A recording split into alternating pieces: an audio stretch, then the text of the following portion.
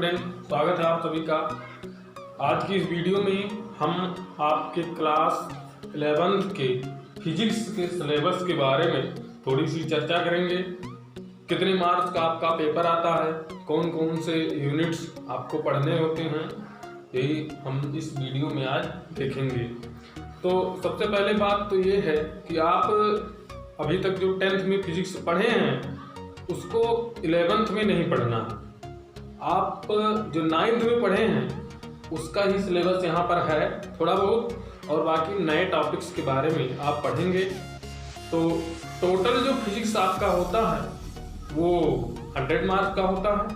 100 marks में 30 mark आपके जो हैं वो प्रयोगात्मक के होते हैं, लेकिन 70 मार्क जो होते हैं वो आपके थ्योरी के होते हैं, यानी कि 70 मार्क आपके थ्योरी के होंगे। एक ही पेपर होगा, बस बशर्ते बात ये है कि उसको हम 2 भागों में बांट करके अध्ययन करते हैं।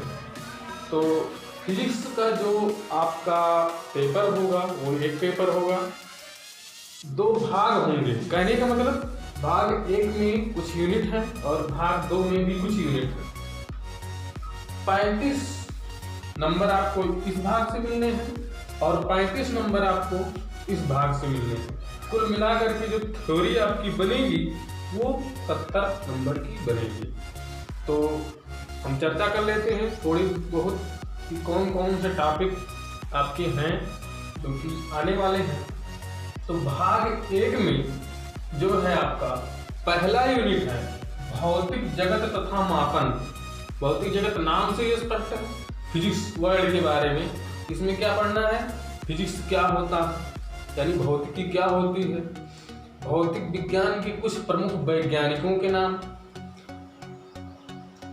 और भौतिक विज्ञान का सामाजिक जीवन आधुनिक जीवन में क्या संबंध है, ये सब भी पढ़ेंगे।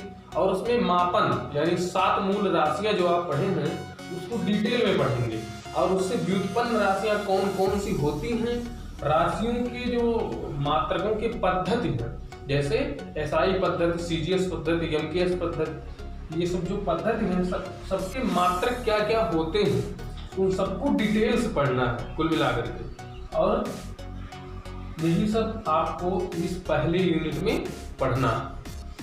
और एक चीज होता है, अभी तक आप जो है मात्रक पढ़ते हैं, बीमा आता है। आप इंटर में पहुंचे हैं तो आप अब कुछ और पढ़ेंगे। मात्रक जैसे होता है वैसे राशियों की बीमा होती है, तो उस बीमा को भी पढ़ना है और बीमे सूत्र को भी पढ़ना है। तो सभी फार्मूले, सभी राशियां होंगी, राशियों के फार्मूले होंगे, उनकी बीमाएं होंगी। तो कुल मिला के फिजिक्स की दुनिया जो है, फिजिक्स के बारे में यहाँ पर पढ़ना है, मात्रकों के बारे में पढ़ना है, डिटेल से पढ़ना है। दूसरा यूनिट आपका है शुद्ध गतिकी। हमने लिखा है, कुल मिलाकर के इसके डायनेमिक्स ही बोलते हैं शुद्ध गतिकी को।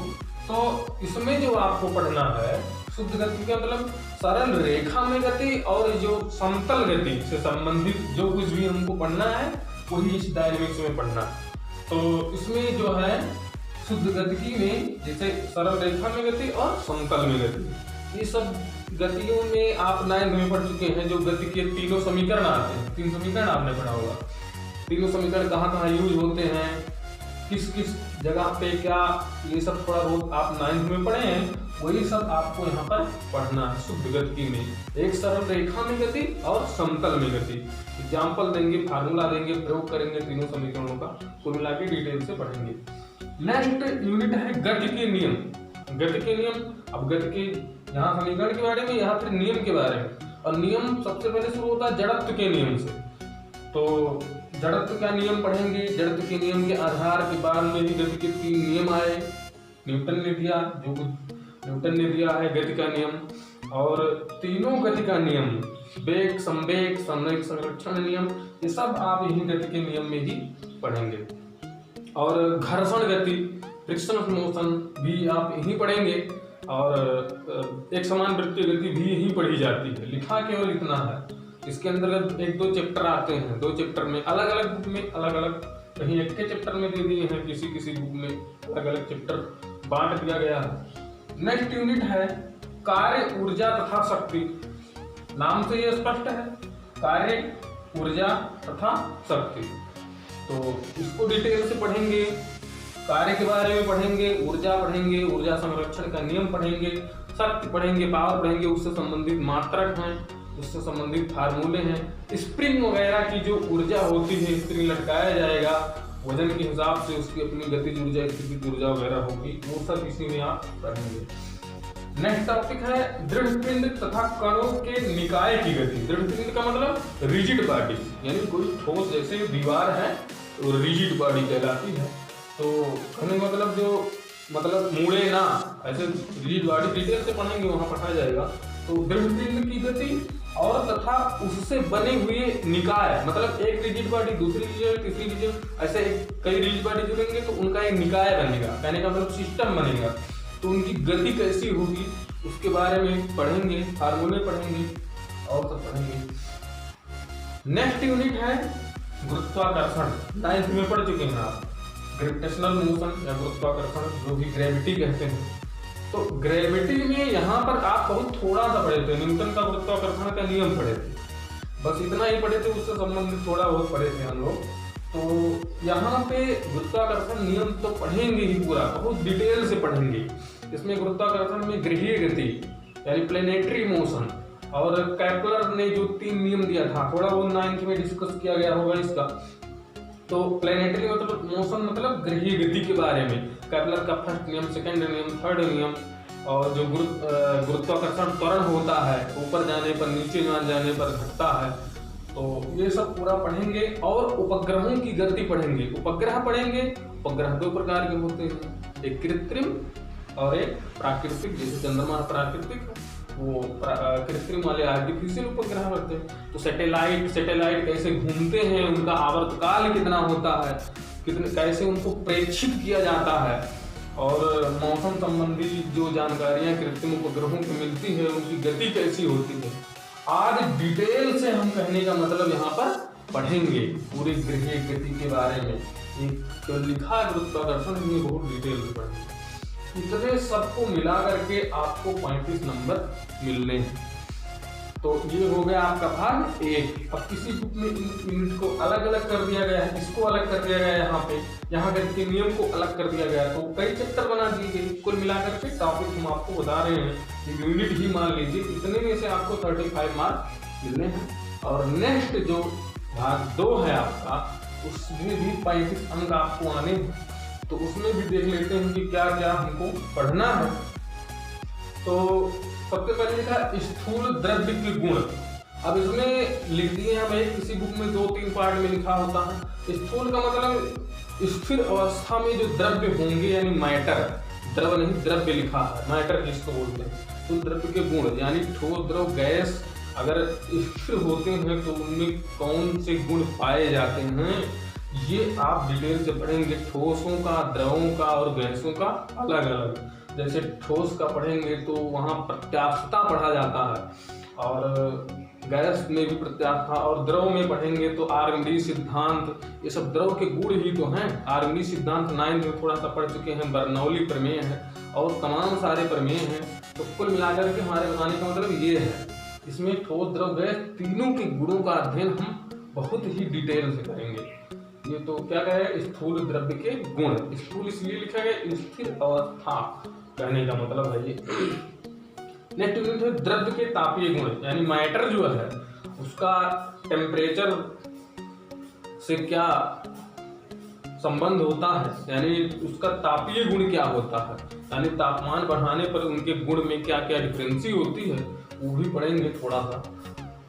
उसके बाद है ऊष्मागतिकी। ऊष्मागतिकी इंग्लिश में इसको थर्मोडायनेमिक्स कहते हैं। ऊष्मागतिकी भी एक ही यूनिट है, लेकिन इसका थोड़ा ब्रॉड है, ऊष्मागतिकी यानी थर्मोडायनेमिक्स। तो ये संभवतः 9th में आप नहीं पढ़े होंगे, नया है।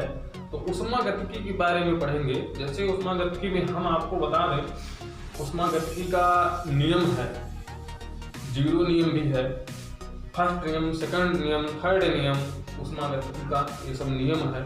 इससे जो हीट पढ़ा जाता है, हीट इंजन वगैरह होते हैं, कितनी ऊर्जा उसको दी जाती है, फिर कितनी ऊर्जा वो बदलता है यांत्रिक ऊर्जा में, वो थर्मोडायनेमिक्स के बारे में ही हम डिटेल से पढ़ते हैं। तमाम सारे हैं, जब इसको पढ़ेंगे तभी समझ में आएगा, नया है। उसके बाद में अणुगत सिद्धांत है। ये अणुगत सिद्धांत किसका है? पदार्थों का यानी द्रव्य का अणुगत सिद्धांत है। आदर्श गैस समीकरण यहाँ पर भी पढ़ा जाता है।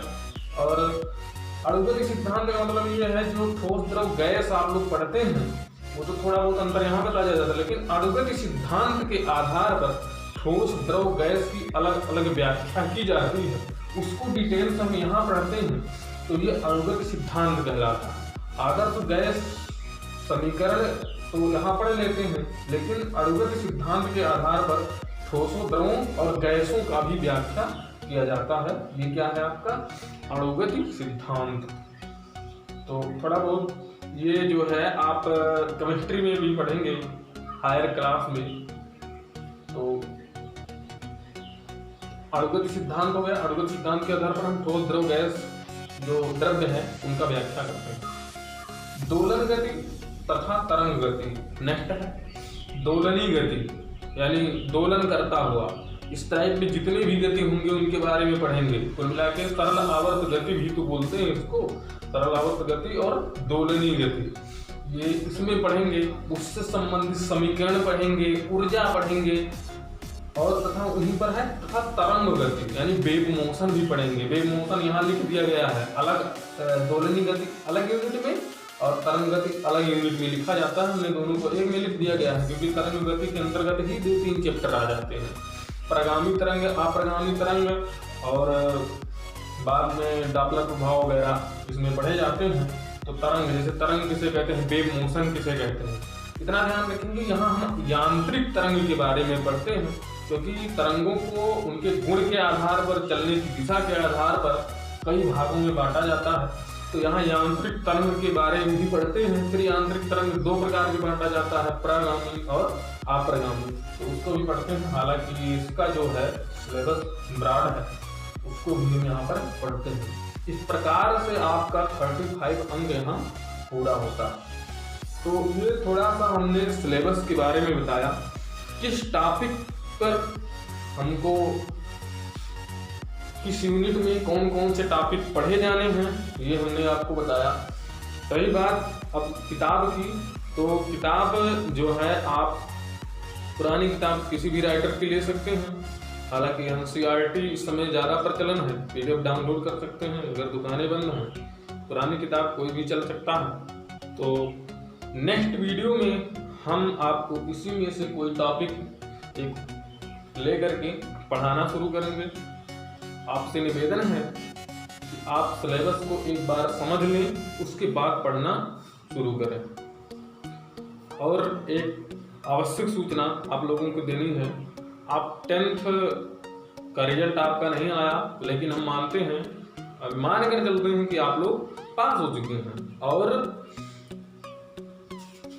11th में प्रवेश कर चुके हैं और आप लोग अभी से पढ़ना शुरू कर दीजिए। जो आपके सहपाठी सहयोगी अभी तक नहीं जुड़े हैं व्हाट्सएप ग्रुप या यूट्यूब चैनल से, तो उनसे संपर्क करके जुड़वाइए। और नेक्स्ट वीडियो आते समय जितने आपके सहपाठी हैं वो ग्रुप से जुड़ जाएं। इसमें आपकी ही भलाई है क्योंकि अभी विद्यालय 2-3 महीने खुलना संभव नहीं है। तो आप जुड़िए और लोगों को जुड़वाइए। और नेक्स्ट वीडियो में हम आपको एक नई टॉपिक से शुरुआत करते हैं, फिजिक्स के बारे में। धन्यवाद।